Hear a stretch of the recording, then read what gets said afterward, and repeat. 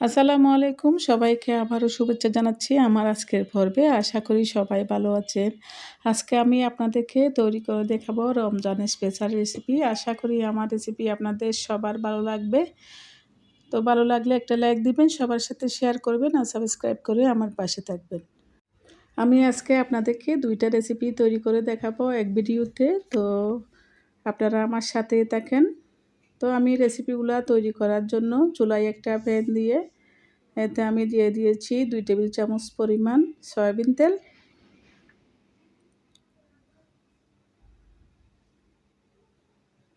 তেল গরম হয়ে আসার পর দিয়ে দিচ্ছি ১ টেবিল চামচ পরিমাণ আদা রসুন বাটা। তারপর দিয়ে দিচ্ছি ১ কাপ পেঁয়াজ কুচি। তো পেঁয়াজ কুচি দিয়ে আমি ভালো করে নেড়েচেড়ে হালকা করে ভেজে নেব।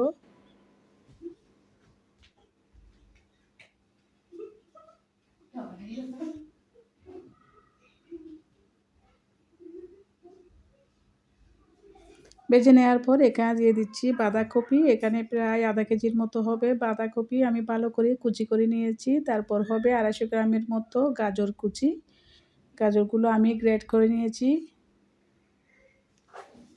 তারপর দিয়ে দিচ্ছি প্রায় এখানে ২ কাপ পরিমাণ হবে মুরগির বুকের মাংস। মুরগির বুকের মাংসগুলো আমি একটু সিদ্ধ করে নিয়েছি আদা রসুন বাটা দিয়ে। তারপর দিয়ে দিলাম চিলি ফ্লেক্স, তারপর দিয়ে দিচ্ছি মিক্স মশলা গুঁড়ো, তারপর দিয়ে দিচ্ছি গরম মশলা গুঁড়া, তারপর দিয়ে দিলাম অল্প একটু গোলমরিচ গুঁড়া। গোলমরিচ গুঁড়ো এখানে প্রায় আধা চা চামচের মতো হবে। তো দিয়ে দিচ্ছি ২ টেবিল চামচ পরিমাণ লেবুর রস, আপনারা চাইলে সিরকাও দিতে পারেন। তারপর দিয়ে দিচ্ছি পরিমাণ মতো লবণ। তো সব কিছু দিয়ে ভালো করে নেড়েচেড়ে ভেজে নিতে হবে। আমি সব কিছু ভালো করে নেড়েচেড়ে মিশিয়ে নিচ্ছি। তো এখন দিয়ে দিচ্ছি ২ টেবিল চামচ পরিমাণ টমেটো সস। আমি স্বাদটা একটু বাড়ানোর জন্য দিয়ে দিয়েছি। এটা চাইলে আপনারা স্কিপ করতে পারেন। টমেটো সস না দিলেও কোনো অসুবিধা হবে না। তো সব কিছু এখন নেড়েচেড়ে ভালো করে ভেজে নিতে হবে।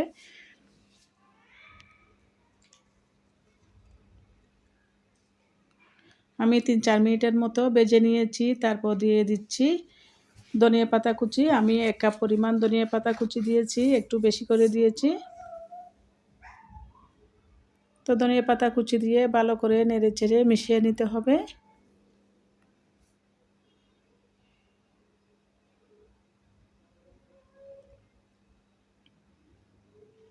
তো সব কিছু মিশিয়ে নেওয়ার পর এখানে দিয়ে দিচ্ছি প্রায় এখানে ১ কাপ হবে মেয়োনিজ। আমি এই মেয়োনিজ করে তৈরি করেছি। তো মেয়োনিজ দিয়ে দিচ্ছি প্রায় ১ কাপের মতো। এখন মেয়োনিজ দিয়ে ভালো করে নেড়েচেড়ে মিশিয়ে নিতে হবে। এই পর্যায়ে আমি চুলার আঁচটা বন্ধ করে দিয়েছি। তো এখন সব কিছু ভালো করে নেড়েচেড়ে মিশিয়ে নিচ্ছি। এখন আর চুলায় জাল দিতে হবে না।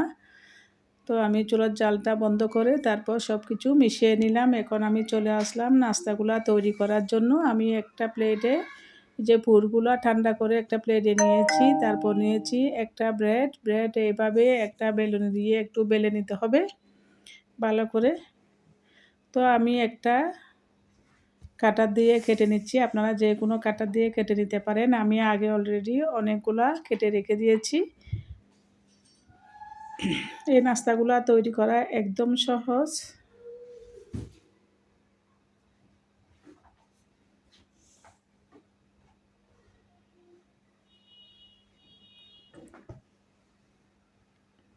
তো আমি এখান থেকে ব্রেড নিয়ে এখানে পুর দিয়ে দিয়েছি পরিমাণ মতো। বেশি অতিরিক্ত দেওয়া যাবে না, মিডিয়াম করে দিতে হবে।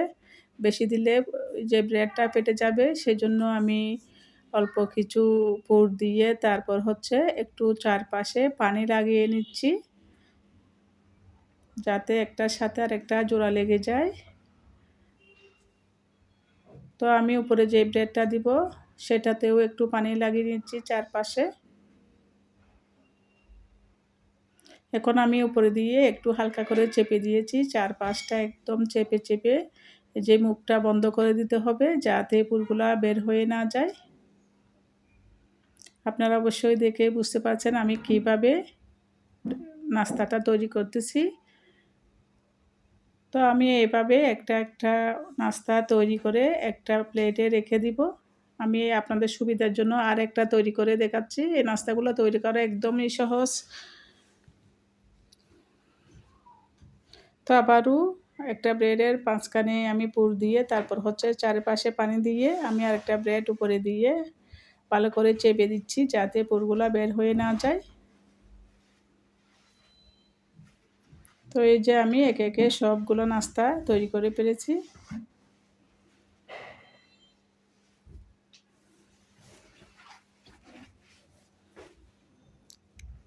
আমি এখন এই নাস্তাগুলা কুট করার জন্য একটা বাটিতে নিয়ে নিব একটা ডিম। এই যে একটা ডিম নিয়ে একটু ভালো করে ফেটে নিচ্ছি, তারপর দিয়ে দিচ্ছি আধা কাপের মতো পানি। পানি দিয়ে আবারও ভালো করে মিশিয়ে নিচ্ছি, তারপর দিয়ে দিচ্ছি 2-3 টেবিল চামচের মতো ময়দা। তো ময়দা দিয়ে একটু ভালো করে মিশিয়ে নিতে হবে। এই যে আপনারা ব্যাটারটা দেখে বুঝতে পারছেন আমি কিভাবে তৈরি করেছি। তো অল্প একটু দিয়ে দিচ্ছি লবণ দিয়ে আবারও ভালো করে মিশিয়ে নিলাম। এখন আমি একটা নাস্তা এই ব্যাটারের মধ্যে দিয়ে ভালো করে কোট করে নিচ্ছি, তারপর দিয়ে দিচ্ছি ব্রেড ক্রামের মধ্যে। আমি ব্রেড ক্রাম দিয়ে ভালো করে কোট করে নিব। তো আপনারা দেখে অবশ্যই বুঝতে পারছেন আমি কিভাবে করতেছি। এইভাবে ভালো করে ব্রেড ক্রাম লাগিয়ে কোট করে নিতে হবে।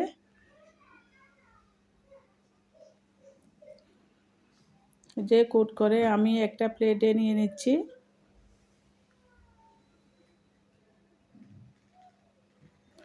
তো সেমভাবে আমি আরেকটা করে নিচ্ছি।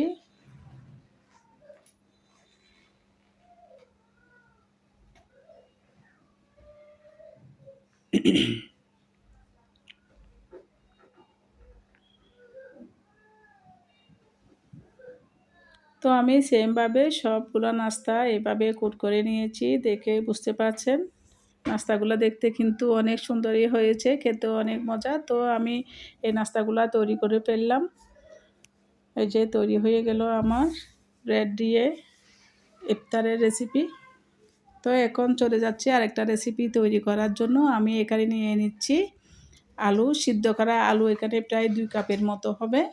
আমি সিদ্ধ করে ভালো করে ম্যাশ করে নিয়েছি। তো আমি যে পুর তৈরি করেছিলাম ওখান থেকে পুর প্রায় এখানে 2 কাপের মতো হবে, আমি দিয়ে দিচ্ছি। তো আমি এখানে যতটুকু আলু নিয়েছি ততটুকুই এই পুরগুলা নিয়েছি। তো এখন দিয়ে ভালো করে মিশিয়ে নিতে হবে। দিয়ে দিচ্ছি একটু লবণ। লবণ একটু দেখে শুনে দিতে হবে, যেহেতু পুরের মধ্যে লবণ আছে তো সেজন্য অল্প একটু দিয়ে ভালো করে মেখে নিচ্ছি। তো আমার এই খামিরটা একটু নরম মনে হচ্ছে, সেজন্য আমি এই যে প্রায় 1 কাপের মতো হবে ব্রেড ক্রাম্ব দিয়ে দিচ্ছি।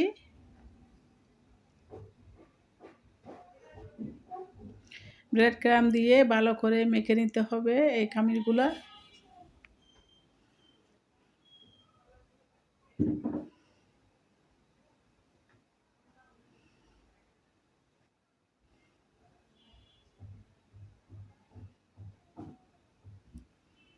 এই যে আমার মেখে নেওয়া হয়ে গেছে। আমি এখন অল্প একটু খামির নিয়ে একটু লম্বা শেপ দিয়ে আলুর চপগুলা তৈরি করে নিব।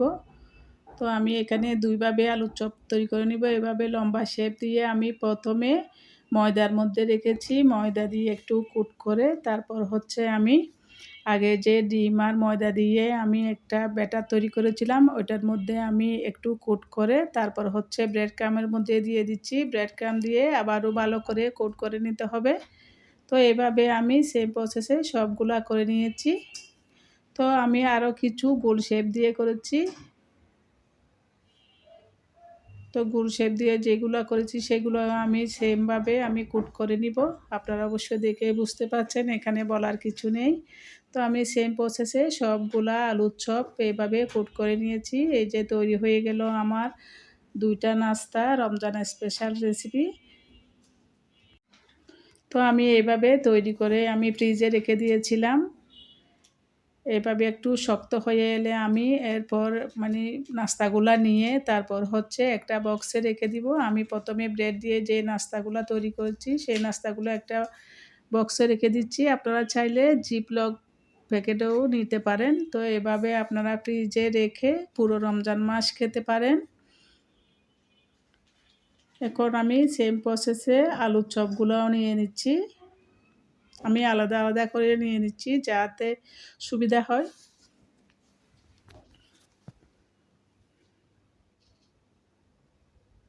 এই যে প্রথমে আমি যেগুলো লম্বা শেপ দিয়ে তৈরি করেছিলাম আলুর চপ সেগুলো রেখেছি। এখন হচ্ছে গোলগুলা আমি সেম প্রসেসে রেখে দিচ্ছি। এভাবে তৈরি করে আপনারা পুরো রমজান মাস খেতে পারেন। তো তৈরি হয়ে গেল আমার ২ রকমের রেসিপি। আশা করি আমার রেসিপি আপনাদের সবার ভালো লাগবে। এখন হচ্ছে আমি বক্সগুলা ফ্রিজে রেখে দিব। তো আপনাদের সুবিধার জন্য কিছু আমি ভেজে দেখাচ্ছি। এই যে আলুর চপগুলা প্রথমে ভেজে নিচ্ছি। চুলার আঁচটা মিডিয়ামে রেখে আমি আলুর চপগুলা ভেজে নিচ্ছি। আলুর চপগুলা ভাজা হওয়ার পর আমি দিয়ে দিচ্ছি ব্রেডের নাস্তাগুলা। এই যে দিয়ে ব্রেডের নাস্তাগুলো আমি একটু ভেজে নিয়েছি। তো আপনাদের সুবিধার জন্য আমি এগুলো ভেজে দেখালাম আরকি। আপনারা চাইলে সস দিয়েও পরিবেশন করতে পারেন। সস দিয়ে খেতে কিন্তু এই নাস্তাগুলা অনেক মজা। তো আমার কাছে কিন্তু অনেক ভালো লেগেছে। আপনাদের কাছে কেমন লেগেছে অবশ্যই কমেন্ট করে জানাবেন। আর ভালো লাগলে লাইক দিবেন, সবার সাথে শেয়ার করবেন আর সাবস্ক্রাইব করে আমার পাশে থাকবেন। আজ এ পর্যন্ত সবাই ভালো থাকবেন। আল্লাহ হাফেজ।